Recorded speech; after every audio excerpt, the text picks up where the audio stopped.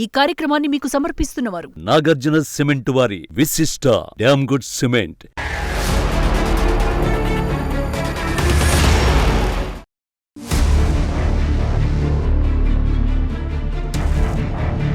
యుద్ధంలో గెలవాలంటే తిరుగులేని అస్త్రాలుంటే సరిపోదు. వాటిని రైట్ టైంలో రైట్ ప్లేస్లో సంధించే వ్యూహాలు కూడా ఉండాలి. పర్ఫెక్ట్ స్ట్రాటజీలు లేకపోతే ఎంత బలగాలు ఉన్నా ఫలితం ప్రతికూలంగానే వస్తుంది. అది పశ్చిమాసియా యుద్ధమైనా, పశ్చిమ బెంగాల్ ఎన్నికల రణమైనా, మిడిల్ ఈస్ట్ యుద్ధం జరుగుతున్న తీరు చూస్తే మనకు చాలా విషయాలు అర్థమవుతాయి. ఇరాన్ను తక్కువ అంచనా వేసి యుద్ధానికి దిగిన అమెరికాను ముప్పతిప్పలు పెడుతోందా దేశం. 1-2 వారాల్లో ముగించేస్తామని మీసాలు మెలేసిన ట్రంప్ ఇప్పుడు చర్చించుకుందాం రండి మహాప్రభువు అని మొత్తుకునే స్థాయికి దిగజారిపోవాల్సి వచ్చింది. ఇదంతా ఇరాన్ పక్కాగా అమలు చేసిన వ్యూహాల ఫలితమే. గురి చూసి దెబ్బ కొడితే ఎలాంటి కుంభస్థలమైనా బద్దలవ్వాల్సిందే. వెస్ట్ బెంగాల్లో అలాంటి వ్యూహాలకే పదును పెడుతున్నాయి రాజకీయ పార్టీలు. ఎందుకంటే ఇక్కడ కూడా యుద్ధమే జరుగుతోంది. ఈ యుద్ధంలో మాటలే మిసైళ్లు, వ్యూహాలే విక్టరీ డిసైడర్లు. అందుకే యుద్ధ భూమికి మించిన ప్రతివ్యూహాలు కనిపిస్తున్నాయి. పవర్లోకి వచ్చేందుకు పక్కా వ్యూహాలతో పాటు పరకాయ ప్రవేశాలు జరుగుతున్నాయి. కమలనాథుని హిందుత్వ ఉన్మాదులుగా విమర్శించే టీఎంసీ అధినేత్రి మమతా బెనర్జీ ఇప్పుడు జై శ్రీరామ్ నినాదాలు చేస్తున్నారు. ఒకప్పుడు శ్రీరామనవమి శోభాయాత్రలపై రాళ్ల దాడులు జరిగితే పట్టించుకొని దీది ఇప్పుడు శ్రీరాముడు అందరివాడు అంటూ హిందువుల ఓట్ల కోసం పావులు కదుపుతున్నారు. కానీ ఉన్నట్టుండి మమతలో ఈ మార్పు ఎందుకు వచ్చింది? రాముడు అందరివాడే అన్న మాట వెనుక వ్యూహం ఏంటి?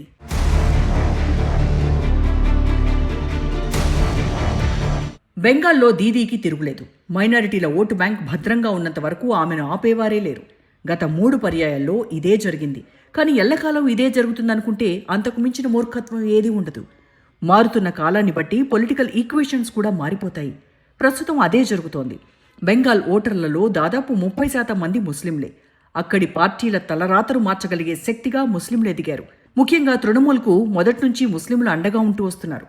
వీరి దన్నుతోనే మమతా సారథ్యంలోని టీఎంసీ వరుసగా 3 సార్లు అధికారంలోకి వచ్చింది. ముఖ్యంగా టీఎంసీ ప్రభుత్వం అమలు చేస్తున్న సంక్షేమ పథకాలు ముస్లిం వర్గాల్లో గట్టి మద్దతును ఏర్పరిచాయి. మహిళల కోసం లక్ష్మీ భండార్, విద్యార్థుల కోసం సబూత్ సాథీ, బాలికల విద్యను ప్రోత్సహించే కన్యాశ్రీ వంటి పథకాలు పేద మధ్యతరగతి వర్గాలకు లాభం చేకూర్చాయి. ఈ పథకాలు మతాలకు అతీతంగా అమలయ్యేలా చూసుకున్నారు. దీంతో ముస్లిం వర్గాలు ఈ పథకాల నుంచి ఎక్కువ మంది లబ్ధి పొందారు. మైనారిటీ వర్గాలపై టీఎంసీ ప్రభుత్వం ప్రత్యేక దృష్టి పెట్టింది. మదర్సాల అభివృద్ధి, ముస్లిం విద్యార్థులకు స్కాలర్షిప్లు, మతపరమైన నాయకులకు గౌరవ వేతనాలు వంటి చర్యలు ప్రభుత్వం మన కోసం పనిచేస్తోంది అనే భావనను ముస్లింలలో బలంగా నాటాయి. ఈ భావన రాజకీయంగా టీఎంసీకి కీలక మద్దతుగా మారింది. ఈ క్రమంలోనే ఈసారి ముస్లిం ఓట్లలో చీలిక తెస్తూనే హిందూ ఓట్లను ఐక్యం చేసే లక్ష్యంగా కమలనాథులు వ్యూహాలు రచిస్తున్నారు.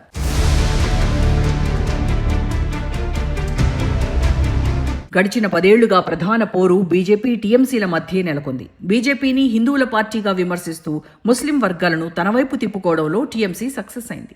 ముస్లింల ఈ రక్షణాత్మక భావనే తమ గెలుపుకు భరోసా అని టీఎంసీ నేతలు ఆశిస్తున్నారు. టీఎంసీ అయితేనే తమ ప్రయోజనాలకు రక్షణగా నిలబడుతుందనే భావన ముస్లిం వర్గాల్లో బలంగా నాటుకుపోయింది. ఈ ఐక్యతే టీఎంసీకి గతంలో గంపగుత్తగా ఓట్లు పడేలా చేసింది. స్థానికంగా ముస్లిం నాయకత్వానికి టీఎంసీ అత్యధిక ప్రాధాన్యం ఇచ్చింది. పార్టీ తరపున ముస్లిం అభ్యర్థులకు టికెట్లు ఇవ్వడం, ప్రాంతీయ నాయకులను ప్రోత్సహించడంతో ప్రజల్లో ప్రాతినిధ్యం ఉన్న భావన పెరిగింది. ఇది ఓటర్లతో నేరుగా అనుబంధాన్ని ఏర్పరిచింది. ముర్షిదాబాద్, మాల్దా, ఉత్తర్ దినాజ్పూర్, దక్షిణ 24 పరగణాలు వంటి ముస్లిం ప్రభావిత జిల్లాల్లో టీఎంసీకి బలమైన క్యాడర్ ఉంది.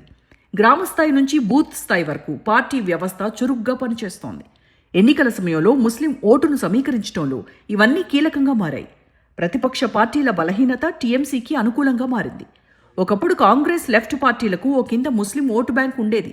అయితే క్రమంగా ఈ 2 పార్టీలు ప్రభావం కోల్పోవడంతో ప్రత్యామ్నాయం లేక ముస్లింలు టీఎంసీని ఆశ్రయించారు. కానీ ఈసారి ఈక్వేషన్స్ మారబోతున్నాయి. ముస్లిం ఓటు బ్యాంకులో చీలిక రాబోతోంది. కమలనాథుల అస్సలు సిసలు వ్యూహం ఇదే. ఈ ఎన్నికల్లో మమతను భయపెడుతున్న అంశం కూడా ఇదే. మమత నోట రాముడు అందరివాడే అన్న మాట రావడానికి రీజన్ ఇదే. పశ్చిమ బెంగాల్ రాజకీయాల్లో బీజేపీ ఎదుగుదల వెనుక ఉన్న ప్రధాన వ్యూహాల్లో ఒకటి ముస్లిం ఓటు బ్యాంకును విభజించడం, రెండోది హిందూ ఓటును ఐక్యంగా మార్చడం. ఈ ద్వంద్వ వ్యూహమే 2019 నుంచి బీజేపీని బెంగాల్లో ముందుకు నడిపిస్తోంది. ముస్లిం ఓటర్లు గంపగుత్తగా ఒకే పార్టీకి ఓటేయకుండా వాళ్లని 2-3 పార్టీల వైపు చూసేలా చేయడమే కమలనాథుల లక్ష్యంగా కనిపిస్తోంది. ప్రత్యక్షంగా ముస్లిం ఓటర్లను ఆకర్షించే ప్రయత్నం కన్నా కాంగ్రెస్, లెఫ్ట్, ఇతర చిన్న ప్రాంతీయ పార్టీల వైపు ముస్లిం ఓటర్లు చూసేలా బీజేపీ పరోక్ష రాజకీయాలకు శ్రీకారం చుట్టినట్టు తాజా పరిణామాలు చూస్తే అర్థమవుతోంది. హిందువులను ఏకం చేసి ఒక రాజకీయ శక్తిగా తీర్చిదిద్దడంపై బీజేపీ ప్రధానంగా దృష్టి సారించింది. ఇందుకోసం బీజేపీ మతపరమైన గుర్తింపును చాలా బలంగా ప్రస్తావిస్తోంది. సమూహ భావనను బీజేపీ ముందుకు తెస్తోంది. ముఖ్యంగా సాంస్కృతిక పరిరక్షణ, దేవాలయాలపై దాడులు వంటి అంశాలను ప్రధానంగా ప్రస్తావిస్తూ హిందువుల్లో ఐక్యత పెంపొందేలా శతధా కృషి చేస్తోంది. ఎస్సీ, ఎస్టీ వర్గాలపై ప్రత్యేక దృష్టి పెట్టింది. నమశూద్రులు, రాజ్బంశీలు వంటి వర్గాల్లో బీజేపీ తన ప్రాభవాన్ని పెంచుకుంది. పౌరసత్వ సవరణ చట్టం వంటి అంశాలను ఈ వర్గాల మధ్య ప్రస్తావించడం ద్వారా తమ మద్దతుని బలోపేతం చేసేందుకు ప్రయత్నిస్తోంది. జంగిల్ మహల్ వంటి ఆదివాసీ ప్రాంతాల్లో కూడా పార్టీ ప్రభావం పెంచుకుంది. బెంగాల్, ఉత్తర ప్రాంతాల్లో హిందువుల జనాభా ఎక్కువ. ఇక్కడ బీజేపీ తన బలాన్ని మరింత పెంచుకునే ప్రయత్నం చేస్తోంది. వాస్తవానికి ఈ విషయంలో ఇతర అంశాలు కమలానికి కలిసొస్తున్నాయి.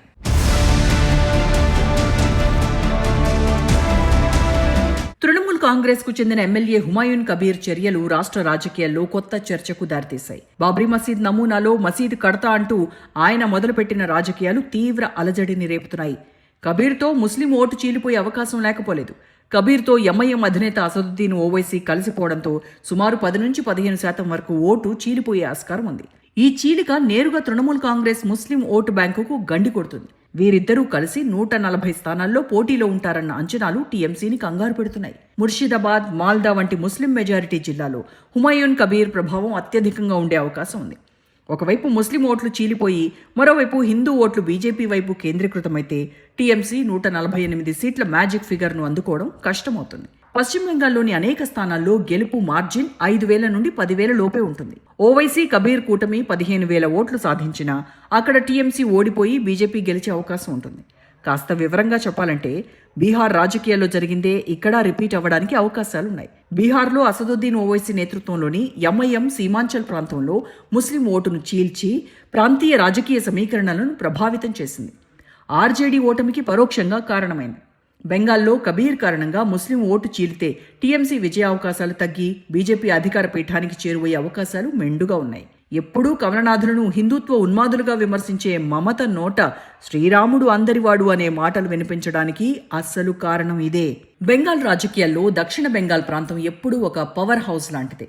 హుగ్లీ నదీ తీరం మొదలుకొని రాష్ట్ర సచివాలయం వరకు సాగే ఈ రాజకీయ చదరంగం ఈ ఎన్నికల్లో అత్యంత ఆసక్తికరంగా మారింది. ఒకప్పుడు కాంగ్రెస్, తర్వాత లెఫ్ట్ ఆధిపత్యం చూసిన ఈ ప్రాంతం ప్రస్తుతం తృణమూల్ కాంగ్రెస్ కు తిరుగులేని కంచుకోటగా ఉంది. ప్రస్తుతం ఈ కోటకు బీటలు వారేలా చేసి అక్కడ పాగా వేయాలని బీజేపీ గట్టి ప్రయత్నాలే చేస్తోంది. దక్షిణ బెంగాల్ చారిత్రక నేపథ్యాన్ని పరిశీలిస్తే ఇది కేవలం ఒక ప్రాంతం మాత్రమే కాదు, బెంగాలీ పునరుజ్జీవన ఉద్యమానికి కేంద్రం. ప్రాచీన తామ్రలిప్త సామ్రాజ్యం నుంచి బ్రిటిష్ పాలన వరకు ఈ ప్రాంతానిది ప్రత్యేక చరిత్ర. కోల్కతా, హౌరా లాంటి నగరాలు రాజకీయ చైతన్యానికి నిలయాలు. ఉత్తర బెంగాల్తో పోలిస్తే ఇక్కడ జనాభా చాలా ఎక్కువ. 2011 గణాంకాల ప్రకారం దక్షిణ బెంగాల్ జనాభా 7.4 కోట్లకు పైమాటే. ఈ అధిక జనాభా, పట్టణీకరణ ఇక్కడి ఎన్నికల ఫలితాలను శాసిస్తాయి. కోల్కతా, దాని చుట్టుపక్కల ప్రాంతాల్లో పట్టణ మధ్యతరగతి ఓటర్లు ఎక్కువగా ఉన్నారు. అయితే గత దశాబ్దాలుగా సాగుతున్న పట్టణీకరణకు తగ్గట్టుగా మౌలిక సదుపాయాలు, శాటిలైట్ నగరాల అభివృద్ధి ఆశించిన స్థాయిలో జరగలేదన్న విమర్శలు ఉన్నాయి. 2021 అసెంబ్లీ ఎన్నికల ఫలితాలను గమనిస్తే దక్షిణ బెంగాల్పై తృణమూల్ పట్టు ఎంత బలంగా ఉందో అర్థమవుతుంది. నాడు దక్షిణ బెంగాల్లోని జిల్లాల్లో టీఎంసీ ఏకంగా 153 సీట్లు గెలుచుకోగా బీజేపీ కేవలం 24 సీట్లకే పరిమితమైంది. కోల్కతా, హౌరా తదితర జిల్లాల్లో బీజేపీ ఒక్క సీటు కూడా సాధించలేకపోయింది. ఈసారి పరిస్థితులు తమకు అనుకూలంగా ఉంటాయని కమలనాథులు భావిస్తున్నారు. ఎందుకంటే కబీర్, ఓవైసీ జట్టు రూపంలో ముస్లిం ఓటు బ్యాంకు చీలబోతుంది కాబట్టి.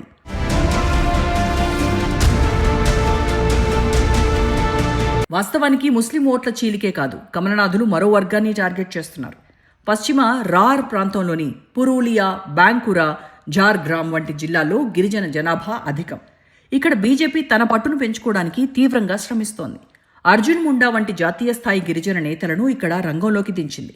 సంతాళ్లు, ముండాలు సంప్రదాయబద్ధంగా టీఎంసీకి మద్దతిస్తుండగా మహతో సామాజిక వర్గాన్ని తన వైపు తిప్పుకోవాలని బీజేపీ ప్రయత్నాలు చేస్తోంది. దీనికి తోడు రాజేష్ మహతో వంటి నేతలు పార్టీ మారటం స్థానిక సమీకరణలను మారుస్తోంది. ఇటీవల డార్జిలింగ్ జిల్లాలో జరిగిన అంతర్జాతీయ సంతాల్ మహాసభకు రాష్ట్రపతి ముఖ్య అతిథిగా హాజరయ్యారు. అయితే అక్కడ జరిగిన కొన్ని పరిణామాలు రాజకీయ దుమారాన్ని రేపాయి.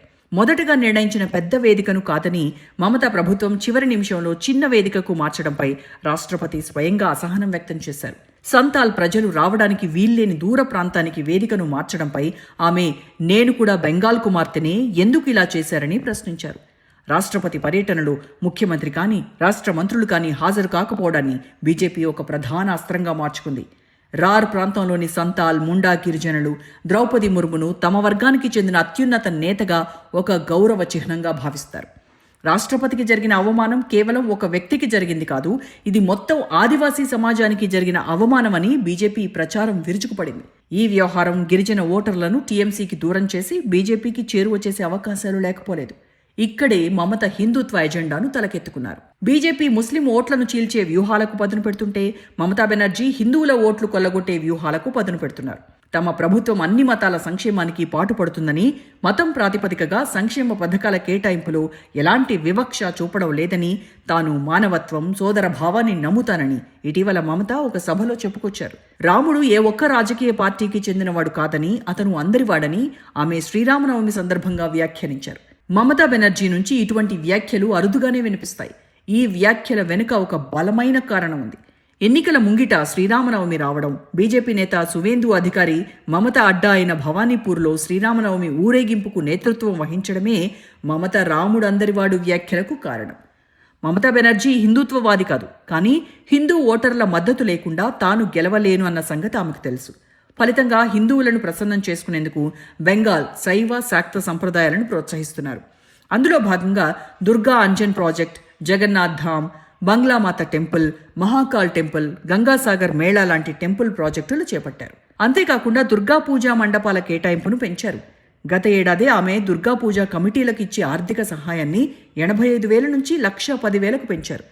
అదే సమయంలో బీజేపీ హిందుత్వ నినాదాన్ని బెంగాల్ అస్తిత్వ ఎజెండాతో ఎదుర్కొనేందుకు వ్యూహాత్మకంగా వ్యవహరిస్తున్నారు.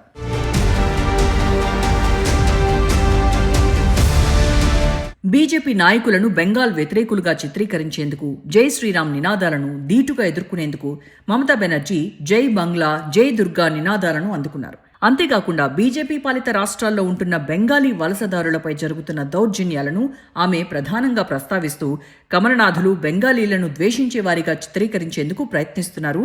కానీ కమలనాథులు కేవలం మత ప్రాతిపదికనే వ్యూహాలు చేయడం లేదు, దీదీ వైఫల్యాలను అస్త్రాలుగా మలుచుకుంటున్నారు. గత కొన్నేళ్లుగా టీఎంసీకి చెందిన కీలక నేతలు అవినీతి కేసుల్లో చిక్కుకోవడం బీజేపీకి అతిపెద్ద అస్త్రంగా మారింది. ఉపాధ్యాయ నియామకాల్లో జరిగిన అవినీతి వల్ల లక్షలాది మంది నిరుద్యోగుల్లో అసంతృప్తి నెలకొంది. రేషన్, బొగ్గు కుంభకోణాలు గ్రామీణ ఓటర్లలో ప్రభుత్వంపై వ్యతిరేకతను పెంచుతున్నాయి. ఇవి మాత్రమే కాదు, ఒక మహిళ ముఖ్యమంత్రిగా ఉన్న రాష్ట్రంలో మహిళలపై జరుగుతున్న అఘాయిత్యాలను జనంలోకి తీసుకెళ్లారు. ఆర్జీకర్ అత్యాచార బాధితురాలి తల్లికి టికెట్ కేటాయించడం ఇందులో భాగమే. 2024లో పీజీ ట్రైనీ డాక్టర్పై ఘోరంగా అత్యాచారం చేసి హత్య చేసిన ఘటన వెస్ట్ బెంగాల్తో పాటు దేశాన్ని కుదిపేసింది.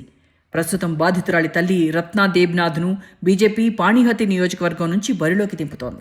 బెంగాల్లో మహిళల భద్రత, శాంతి భద్రతను మమతా బెనర్జీ పట్టించుకోవడం లేదని బీజేపీ విమర్శలు చేస్తోంది. ఈ నేపథ్యాన్ని ఉపయోగించుకుని మహిళల్లో మద్దతు కూడగట్టేలా పార్టీ వ్యూహాలు రచిస్తోంది. మమత 2011 నుంచి పశ్చిమ బెంగాల్ ముఖ్యమంత్రిగా కొనసాగుతున్నారు. 15 సంవత్సరాల పాటు పవర్లో ఉన్నప్పుడు సాధారణంగానే వ్యతిరేకత ఉంటుంది. పైగా గత 3 ఏళ్ల కాలంలో దీదీ వేసే ప్రతి అడుగు ప్రజల ఆలోచనను మార్చేదిగానే ఉంటోంది. ముఖ్యంగా టీఎంసీ మైనారిటీలకి అనుకూలం అన్న ధోరణి ఇతర ఓటర్లలో బలపడింది. సందేశ్ ఖాళీ, ఆర్జీకర్ మెడికల్ కళాశాలలో జూనియర్ వైద్యురాలి రేప్ అండ్ మర్డర్ వంటి ఘటనల్లో నిందితులను తప్పించేందుకు జరిగిన ప్రయత్నాలు మమతా బెనర్జీని మరో కోణంలో చూసేలా చేశాయి. ఈ అన్ని అంశాలను బీజేపీ తన అస్త్రాలుగా మలుచుకోవడంలో విజయం సాధిస్తోంది. ముస్లిం ఓటు బ్యాంకును కాపాడుకోవడానికి దీదీ ఇతరుల మాన ప్రాణాలను పణంగా పెడుతోందని విమర్శిస్తూ జనంలోకి చొచ్చుకెళ్తోంది. సందేశ్ ఖాళీ బాధితురాలికి ఎంపీ టికెట్ కేటాయించి ముస్లిమేతరుల మద్దతు సాధించగలిగింది. ఆర్జీకర్ ఆసుపత్రి ఘటనను ఎత్తిచూపుతూ ఒక మహిళ ముఖ్యమంత్రిగా హోంశాఖ బాధ్యతలు కూడా తన దగ్గరే పెట్టుకుని కూడా మహిళలకు భద్రత కల్పించడంలో విఫలమైందని ఎదురుదాడి చేసింది. ఈ విమర్శలను తిప్పికొట్టడంలో తృణమూల్ కాంగ్రెస్ పార్టీ నిజంగానే ఫెయిల్ అయింది. చాలా కాలంగా ఈసీ, ఈడీని టార్గెట్ చేస్తూ విలువైన సమయాన్ని వృధా చేసుకున్నారు. తీరా ఎన్నికల దగ్గర పడేసరికి శ్రీరాముడు అందరివాడే అంటూ కొత్త అవతారం ఎత్తారు. కానీ ఈ విషయంలో హిందూ ఓటర్లు మమతా బెనర్జీని నమ్మకపోవచ్చు. ఎందుకంటే మమత గురించి అందరికంటే ఎక్కువ బెంగాల్ హిందువులకే తెలుసు.